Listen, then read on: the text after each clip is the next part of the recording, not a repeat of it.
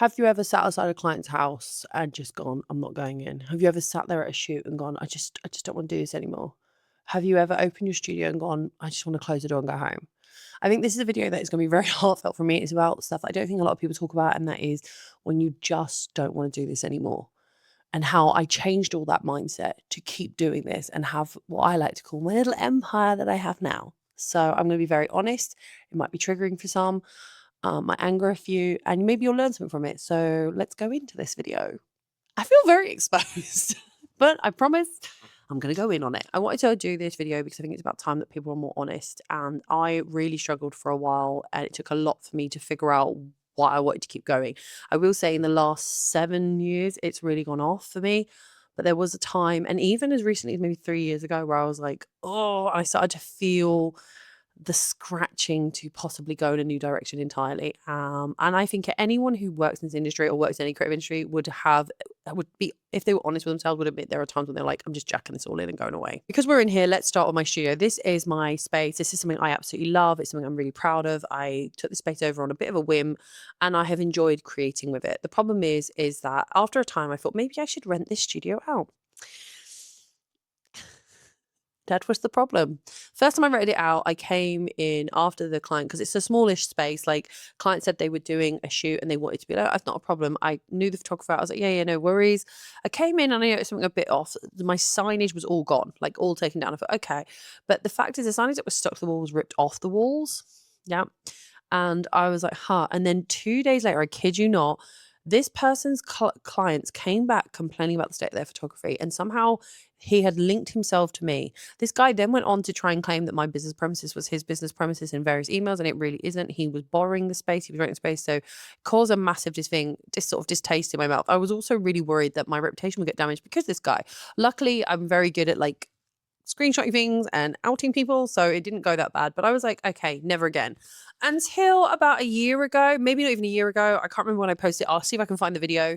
I rent my space out to another well-known photographer who I thought we were mates with, like genuinely thought we were mates with. He was doing a portrait session, but he had his own pop-up background. He just needed the space. I was like, yeah, you can use it. He did say there was going to be some laundry, so it would be better if I wasn't in the shoot. That's perfectly okay. I don't want to be in a shoot where someone's in the laundry if they don't feel comfortable. That is not what I'm about. So I said I would be back when, and he said, oh, we'll be done by 2. So I said, right, I'll come back at 2, check over the studio, everything, set it all up, sign the contract, pay the deposit, whatever. I got a message at 1:30 saying, we've left early. Thanks so much. Now I was stuck in somewhere else, so I didn't get back to the studio till 2. When I got into the studio, I can only describe as heartbreak. My paper backdrops weren't just damaged. These paper backdrops up here, they were literally hanging off on one side. The brackets that hold them were bent. And it wasn't until I rolled one down. In fact, that blue one that you can just see there, it probably comes out grey in this. Yeah, it probably comes out grey in this one. Had a massive hole cut in it, about 4 meters in. So if you know photography, that means I have now got to cut that off. And it's a waste of money. It's a lot of money. I messaged him and said, hey, what's going on? Why did you leave it like this? A little bit more like, hey, I've walked in and sent the video to him. And he said, oh, it must have happened after I left. I was like, there is no way 3 backdrops were falling. So then he admitted that he had tried to change my backdrop because he decided that he didn't like the way his pop-up ones looked. And he apparently had gone through my backdrops, which are up here somewhere, the foldable ones, and had gone through them and couldn't find anything he wanted. It's then when I realized all of those were on the floor, tucked on the floor, crumpled up. So I was a bit, great. He then said, what's the problem? You've got a deposit. It doesn't matter. The fact is the deposit, yes, covered it, but it was more the fact, the insult, and it made me feel like crap. I felt freaking awful. I had rented this space out. I had done it all legitimately, but still it was mistreated. And it made me feel like I was not worth being respected. Not because I am Khandie the photographer, but because I am a fellow craftsman in the industry that you also work in. It had a massive knockback. I was really upset. And a lot of people who know me would say, oh, you'll never get upset. I think this really hurt me. This was like, I loaned you something that I have lovingly built, paid for, created, and you just trashed it. And maybe it's not that deep, but for me, it really upset me. The lesson I took away from that whole issue was make sure I have the contracts in place, make sure I have the booking retainers deposit, whatever you call it, and make sure I'm legally covered. He ended up having to pay for all repairs it was in the contract, but it took ages to get him to do it. And he kind of made out like I was harassing him because he didn't want to pay for what he had damaged.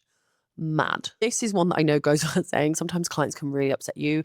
I think now my client group is incredible. I very rarely have a problem with that. But once or twice, I've had clients who really really pushed me hard, really upset me. I've been spoken to like I'm crap. I remember going to a wedding once, and the bride and groom who had told me that they were supplying me a meal, which is, I understand, is a great privilege to have that, then decided they didn't want to supply me a meal and that I had to leave site and go get food. I had brought some snacks with me, but it was a 14-hour day, and they were like, go and get your own food. We don't want to know. Then they complained that I was gone for just 20 minutes off site and put that in a complaint to me. And I was like, how could I win? You told me to go get food. There was no way to get food from where we were because they don't do that. It was just a pure catering service. The caterer was actually really annoyed that they hadn't given me food and said, had he known that they had deliberately not given me food, he would have tried to make something for me, but no.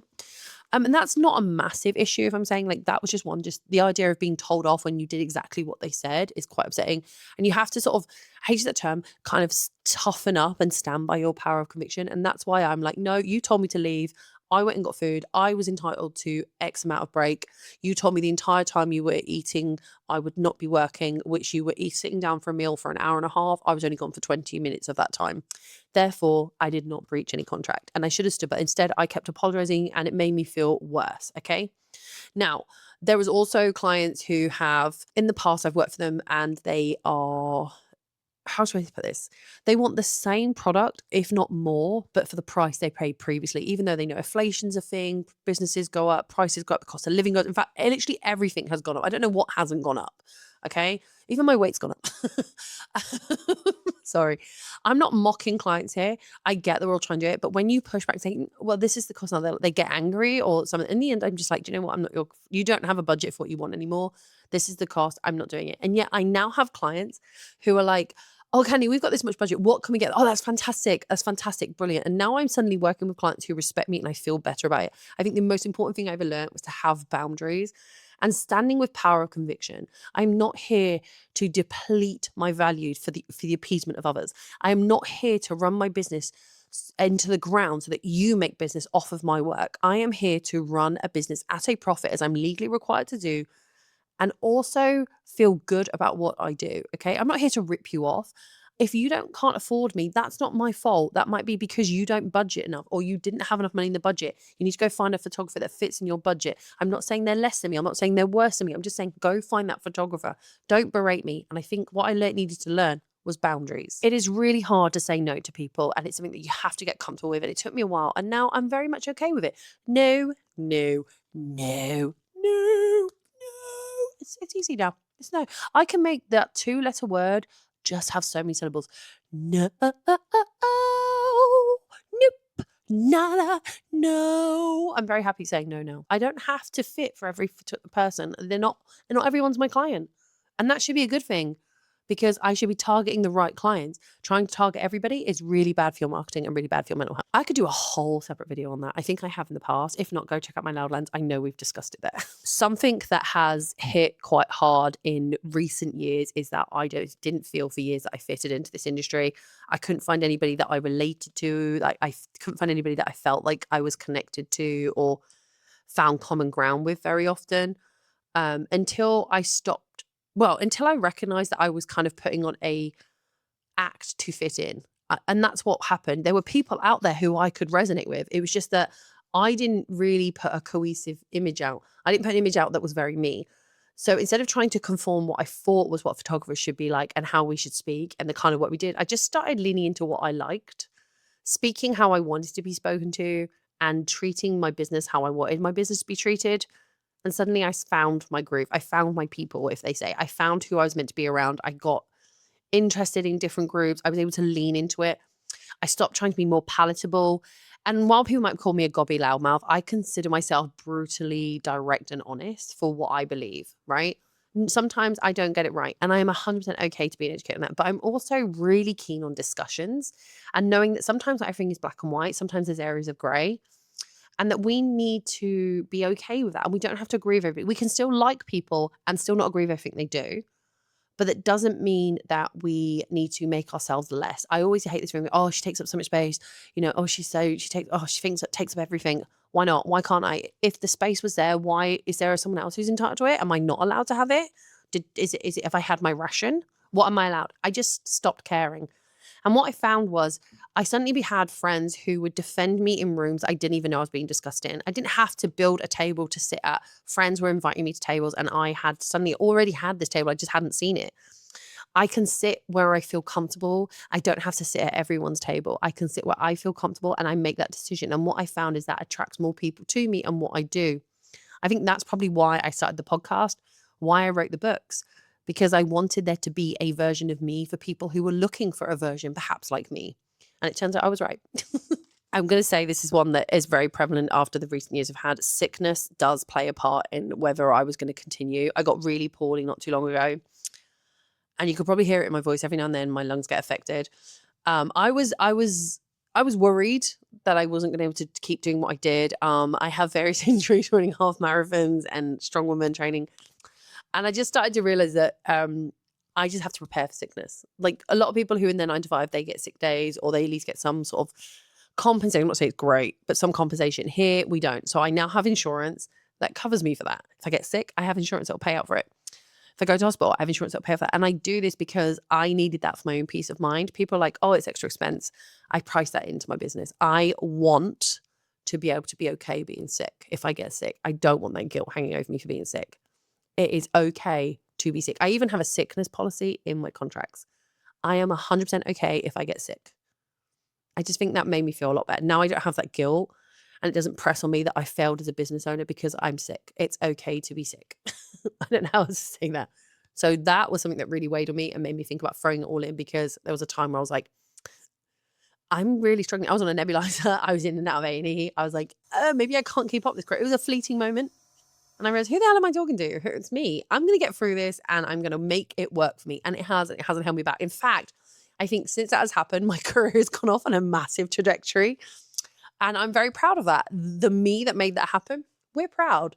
So future me is proud of past me, and present me is so in love with what I'm doing right now. I think the real turning point for me wasn't that I had some grand epiphany, but over time I started to realize I was getting angry that other people made me feel how I should dictate my business. I started to feel that people were telling me via subconsciously or even directly to me how I should run my business and how I should do things. Like people saying, oh, but Khandie, you dress a bit weird when you present. Maybe you shouldn't talk to that person. Maybe you shouldn't do that. Like I remember putting up a post about the UK Black Female Photography Group, which I love. Yes, I'm not a member of it, but I still love what they do.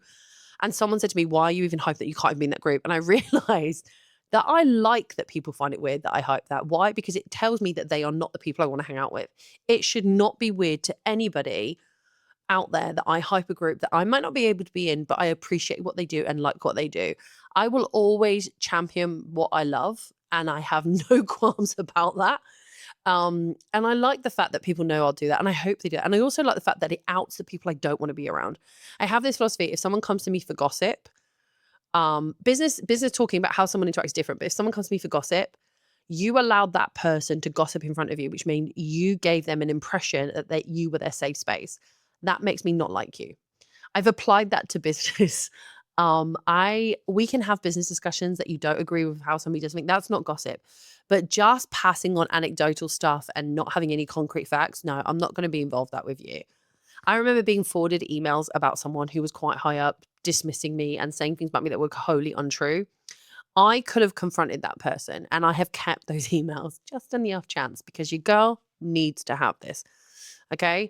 But what I didn't do was get angry at them. They can say what they want about me if that's what they want. Unfortunately, it was in a business capacity. And luckily for me, the business they were talking to basically called them out on it. But what annoyed me was the person who transferred me that email. They didn't call them out on it. And that's where I had my problem. So for me, learning how to stand up for myself wasn't something that miraculously happened over time. It was coming to the slow realization that I was creating a business based on what everyone else thought my business was, and then was wondering why I wasn't standing out, wasn't getting clients in. If you want to succeed in this industry, you have to stand up in the way that feels right to you, in a way that is you're presenting to the world how you want to be presented.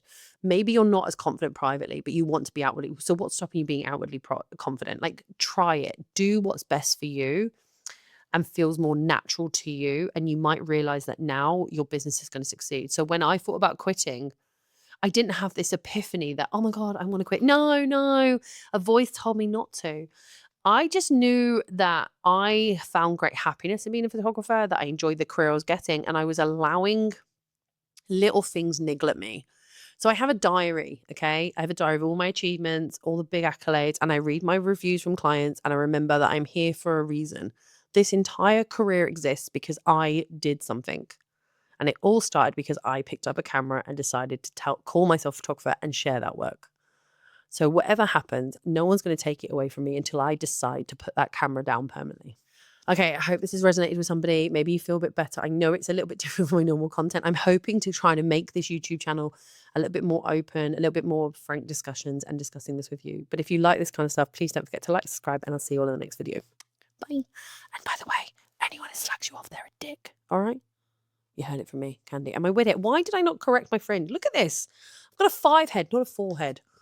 Ugh.